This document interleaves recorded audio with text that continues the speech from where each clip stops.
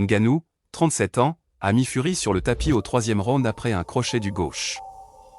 Alors qu'un juge a donné 95 à 94 en faveur de Ngannou, deux autres ont donné la victoire à Fury à 96 à 93 et 95 à 94. Je vous invite à vous abonner et à activer la cloche de notification. Merci. Ngannou, qui fait ses débuts dans la boxe professionnelle, s'est montré timide dans le premier round, et Fury a semblé se contenter d'un début lent. Le Britannique a eu un premier aperçu de la puissance de Ngannou au deuxième round, après qu'il a subi un crochet du gauche. Mal préparé et léthargique, Fury s'est retrouvé sur le tapis au troisième round après avoir reçu le même coup de poing derrière l'oreille droite. Mais le Camerounais, qui a envoyé le Britannique au tapis au troisième round, a failli signer l'un des plus gros exploits de l'histoire de la boxe.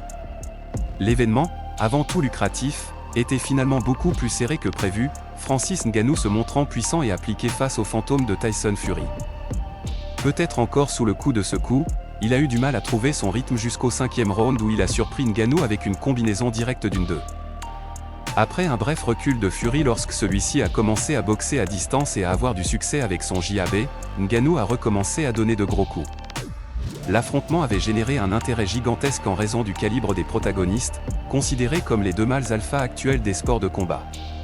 Il devait déterminer qui était l'homme, le plus méchant de la planète, mais à l'issue de la soirée, il semble toujours aussi difficile d'attribuer ce titre. Le combat avait attiré en tout cas une constellation de stars dans la capitale saoudienne. Parmi les spectateurs, de grands noms de la boxe, de Sugar et Léonard à Larry Holmes ou Evander Holyfield, ou du football, Cristiano Ronaldo, Figo, le Brésilien Ronaldo. Mais aussi des stars de la musique comme Eminem ou Kanye West. Les cartes de pointage semblaient être contre Fury. Il est apparu désespéré lorsqu'il s'était lancé vers l'avant à la 7e reprise, manquant Ngannou et tombant à genoux, ce qui a été considéré comme une glissade plutôt qu'un knockdown. Ngannou a boxé de manière très intelligente en utilisant ses compétences en MMA pour serrer et envoyer des coups au corps et à la tête. N'oubliez pas de vous abonner et partager la vidéo. Le visage de Fury a subi les dommages au moment où la cloche finale a retenti. Mais les cartes de pointage sont tombées en faveur du boxeur britannique, qui a remporté la ceinture commémorative Riyad champion et a porté sa série d'invincibilité à 35 à 34 victoires et un match nul. Malgré sa défaite, le Camerounais, ex-champion de l'UFC la plus prestigieuse des ligues de MMA, ressort grandi. Il remporte surtout toute l'estime du monde de la boxe. Ce n'était pas du tout prévu, a déclaré Fury à TNT Sport. J'ai été touché à l'arrière de la tête pour le knockdown. Je ne me suis pas blessé. Je me suis relevé et j'ai repris ma boxe.